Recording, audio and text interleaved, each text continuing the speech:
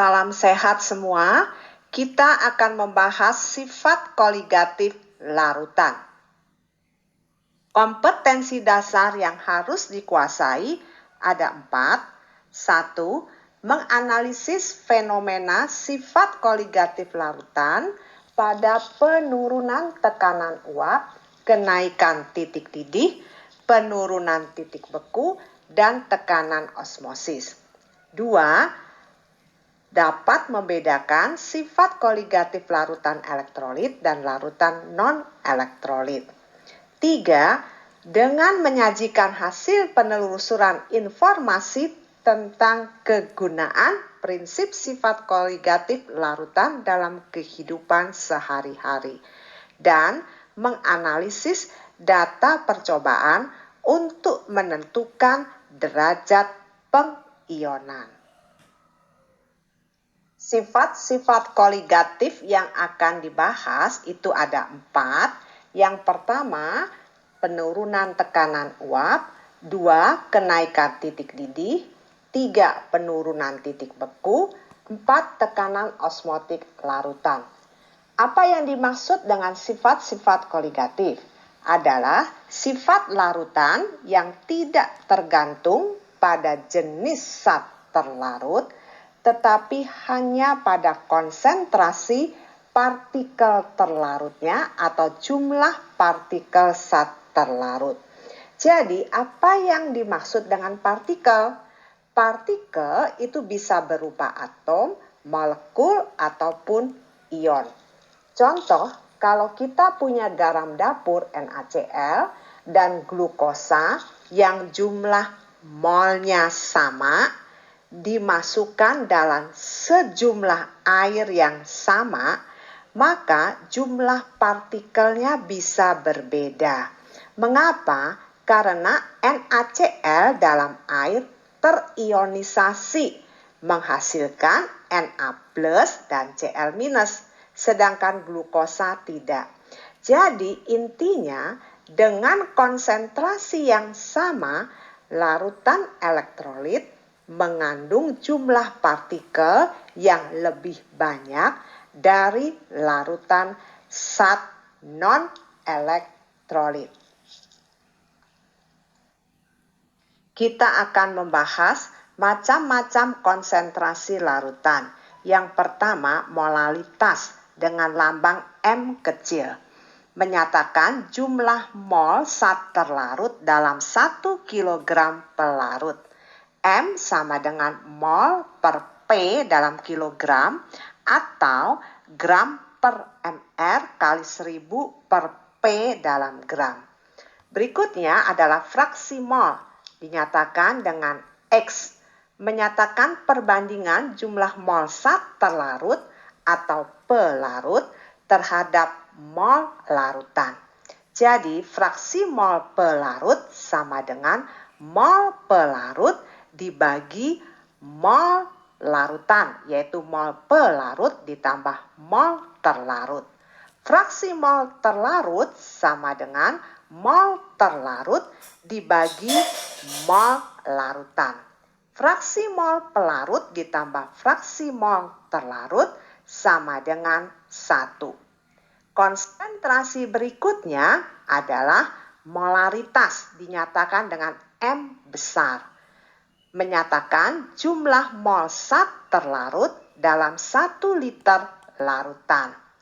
Molar sama dengan mol per V dalam liter atau gram per mR kali 1000 per V dalam mililiter. Molar juga sama dengan persen kali rho kali 10 per mR. Setelah kita menguasai berbagai konsentrasi larutan, maka kita akan mempelajari sifat koligatif larutan non-elektrolit. Yaitu yang pertama, penurunan tekanan uap jenuh. Apa itu tekanan uap jenuh? Adalah tekanan maksimum uap pada suhu tertentu tertentu. Maksudnya, kalau suhu diubah, maka tekanan uap juga berubah. Apa yang akan terjadi bila suatu pelarut kita masukkan dengan suatu zat terlarut? Kita perhatikan di sini ada dua gambar. Di sebelah kiri adalah pelarut, di sebelah kanan itu adalah larutan. Pelarut ditambah zat terlarut. Di gambar nomor 2, ternyata tekanan uap jenuhnya akan berkurang. Mengapa? Karena adanya zat terlarut akan menghambat penguapan zat cair atau zat terlarut menghalangi penguapan dari zat pelarut. Contoh, laut mati itu tidak pernah menjadi kering. Contoh soal berikut ini jumlah partikel zat terlarut yang terdapat dalam 2 mol pelarut dalam ruang tertutup. Nah, di sini ada gambar titik-titik hitam itu menyatakan jumlah partikel zat terlarut. Berdasarkan gambar tersebut, tekanan uap yang paling kecil terdapat pada gambar nomor berapa. Nah, di sini berarti kita mencari partikel zat terlarut yang paling banyak ada di ruang nomor berapa? Yaitu di ruang nomor 1. Menurut Roll, tekanan uap jenuh larutan sama dengan fraksi mol pelarut dikalikan dengan tekanan uap jenuh pelarut murni. Jadi P sama dengan fraksi mol pelarut dikali P0. Di sini berarti delta P penurunan tekanan uap itu adalah selisih tekanan uap jenuh pelarut dikurangi tekanan uap jenuh larutan. Jadi ingat kalau selisih itu selalu yang besar dikurangin yang kecil. Jadi delta P sama dengan fraksi mol terlarut dikali P0. Contoh soal. 15,6 gram zat X terlarut dalam air berjumlah 54. Larutan ini tekanan uap jenuhnya 33,75, sedangkan tekanan uap jenuh air 36. Berapa mR zat X tersebut?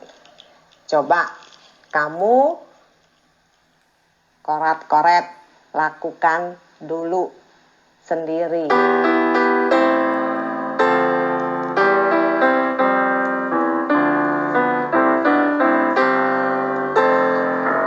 Ayo kita bahas, kita mencari mol pelarut sama dengan massa pelarut 54 dibagi mR air 18. 3. Maka delta P masukkan rumus fraksi mol terlarut dikali P0. Ini selisih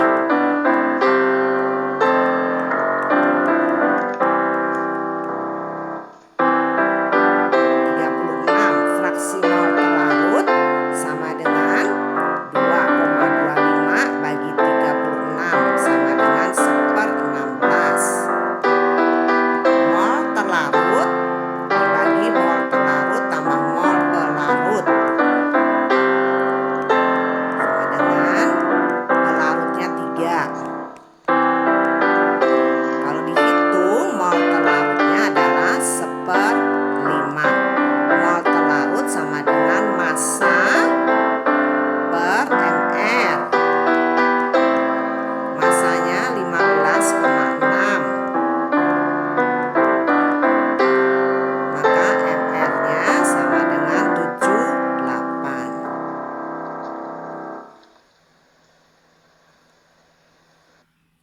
Kita akan membahas sifat koligatif larutan yang kedua, yaitu kenaikan titik didih.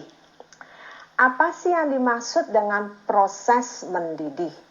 Itu terjadi bila tekanan uap jenuh zat cair sama dengan tekanan udara di permukaannya. Jadi makin rendah tekanan udara di permukaan, maka makin rendah suhu zat cair mendidih. Misalnya kita berada di dataran tinggi, tekanan udaranya akan lebih rendah, maka air akan mendidih di bawah 100. Kita sudah tahu bahwa air mendidih 100 derajat kalau tekanannya 1 atm. Nah, titik didih larutan itu selalu lebih tinggi daripada titik didih pelarut murninya. Nah, kenapa? Mengapa? Karena gaya tarik-menarik partikel-partikel dalam larutan itu akan bertambah, sehingga penguapan zat cairnya akan terhambat. Maka tekanan uap yang dihasilkan itu akan berkurang dari 1 atm. Nah, untuk menaikkan tekanan uap tersebut, suhu larutan harus dinaikkan. Nah, itulah yang disebut dengan kenaikan titik didih. Nilai kenaikan titik didih larutan itu berbanding lurus dengan molalitas larutan dikalikan dengan tetapan kenaikan titik didih molalnya. Jadi, delta TB sama dengan M kali KB atau gram per mR kali 1000 per P dalam gram kali KB. Kenaikan titik didih itu adalah selisih dari titik didih larutan dikurangi pelarut. Ingat, yang besar dikurangin yang kecil. KB itu merupakan tetapan kenaikan titik didih molal yang besarnya itu bergantung pada jenis pelarut.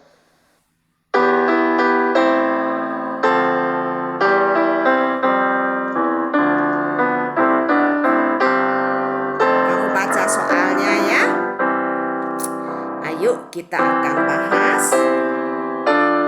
Kita tahu bahwa titik didih delta TB M kali KB. Delta TB itu selisih, yaitu 80,25 dikurangi 80 gram per mR. KB bensen itu 2,5. Ini gramnya 8,9 per 500. Maka mR-nya kalau dihitung adalah 178. Sekarang kamu hitung, misalkan mR C14H10 berapa?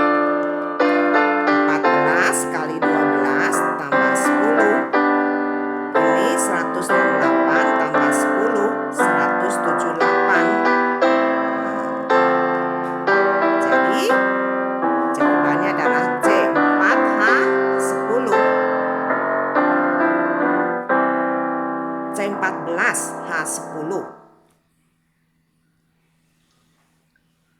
Kita akan membahas sifat koligatif larutan yang ketiga, yaitu penurunan titik beku. Titik beku larutan itu selalu lebih rendah dari titik beku pelarut murninya. Why?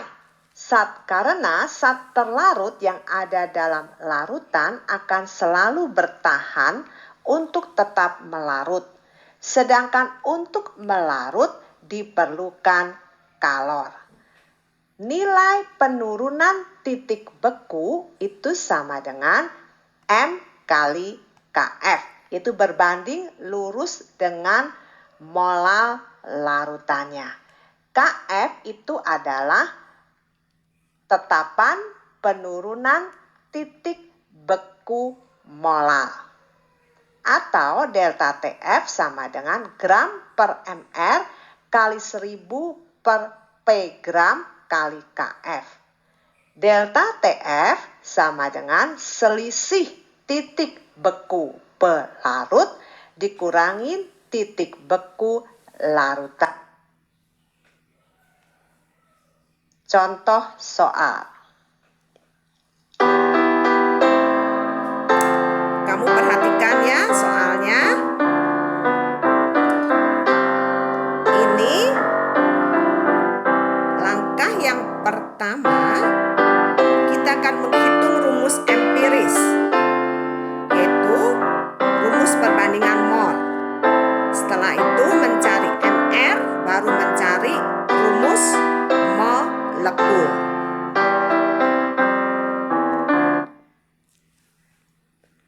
Rumus empiris perbandingan mol C banding H banding O, ya.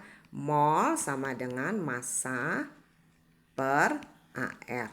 Ini 40%. 40 bagi 12 hanya 6,67 bagi 1. O-nya sisanya 53,33 banding 16. Jadi 3,33 banding 6,67, 3,33. Berarti perbandingan sederhananya 1 banding 2 banding 1. Maka rumus empirisnya adalah CH2O.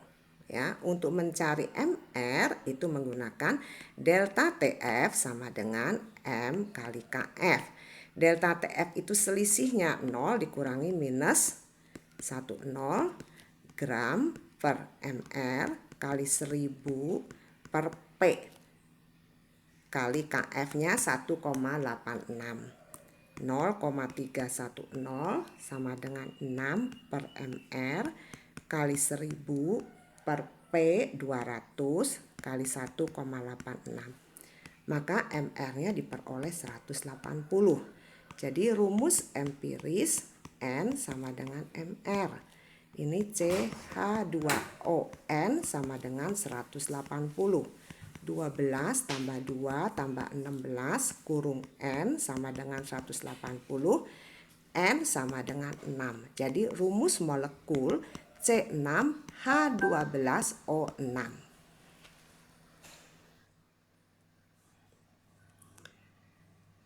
Jelas ya? Ketiga sifat koligatif larutan sudah kita bahas dan itu dapat dilihat dengan diagram PT. Diagram PT itu memperlihatkan hubungan 3 fase zat pada suhu dan tekanan tertentu. Nah, perhatikan diagram ini, sumbu Y itu menyatakan tekanan uap, sedangkan sumbu X itu menyatakan suhu. Gambar yang hitam itu adalah menyatakan pelarut, sedangkan gambar yang orange itu adalah menyatakan larutan. Nah, kita bisa lihat di sini fase padat, cair, uap atau gas. Nah, sekarang kita lihat di sini bahwa AT itu menyatakan garis beku pelarut, yaitu yang menunjukkan kesetimbangan antara fase padat dengan fase cair.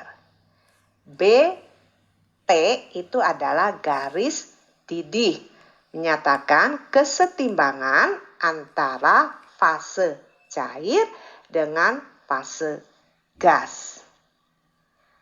Dan yang di bawah itu adalah fase sublimasi, kesetimbangan antara fase padat dengan fase gas atau uap. Nah, di sini kita perhatikan bahwa T itu adalah titik triple untuk pelarut, kesetimbangan antara fase padat, cair, dan gas. Nah, E itu adalah titik didih pelarut, F titik didih larutan. Nah, di sini kita bisa lihat bahwa EF itu adalah delta TB, ya, kenaikan titik didih. Titik didihnya itu lebih tinggi untuk larutan. BG itu adalah penurunan tekanan uap. D titik beku pelarut, C titik beku larutan. Nah, CD itu adalah delta TF. Kita akan melihat contoh soal berikut, ya. Diagram PT untuk larutan glukosa 0,01 molar, urea 0,02, glukosa 0,02. Dan air secara acak sebagai berikut. Nah, di sini diminta pada kondisi yang normal titik didih urea itu berada 0,01 molar itu dinyatakan oleh titik nomor berapa? Nah, yang paling dalam itu adalah air pelarut, sedangkan semakin ke kanan itu adalah larutan yang mempunyai partikel semakin banyak. Jadi yang 0,01 berada yang ini, kemudian paling kanan ada 0,02. Jadi titik didih urea dinyatakan oleh titik nomor 4. Sedangkan titik nomor 1 itu adalah titik beku urea atau titik beku juga glukosa karena jumlah partikelnya sama, tidak memperhatikan, tidak tergantung jenis zat tetapi tergantung pada jumlah partikel. Kita akan membahas sifat koligatif yang keempat, yaitu tekanan osmotik. Apa itu osmosis? Osmosis adalah proses perpindahan pelarut dari larutan encer ke larutan yang lebih pekat melalui selaput semi permeabel. Sekarang perhatikan gambar berikut, yaitu suatu pipa U yang kedua kakinya dipisahkan dengan suatu selaput atau membran semi permeabel. Di sebelah kiri diisi dengan air pelarut murni, sebelah kanan diisi dengan larutan. Berarti di sini kedua kaki ini ada perbedaan konsentrasi. Pada awalnya tinggi cairan dibuat sama. Karena ada perbedaan konsentrasi, maka lama-kelamaan cairan di kaki kanan naik. Nah, perbedaan tinggi kedua larutan itu menyebabkan timbulnya perbedaan tekanan yang besarnya sama dengan tekanan osmotik. Tekanan osmosis itu adalah tekanan yang diperlukan untuk mempertahankan agar pelarut tidak berpindah dari larutan encer ke larutan yang pekat. Nah, menurut Van Hoff, P itu sama dengan MRT. Ya. M itu adalah molar, R itu tetapan gas, yaitu 0,082, sedangkan T itu adalah Kelvin, nanti dalam derajat Celcius ditambah 273. Kita juga mengenal istilah dalam osmosis itu adalah hipotonik, hipertonik, dan isotonik. Nah, di sini perhatikan larutan A osmotiknya 1,5, B dan C 2,8. Maka yang dimaksud dengan hipotonik itu adalah larutan A hipotonik terhadap B dan C. Sedangkan larutan C itu hipertonik terhadap larutan A, larutan B dan C itu adalah isotonik. Nah, pembahasan untuk sifat koligatif larutan non-elektrolit sampai di sini.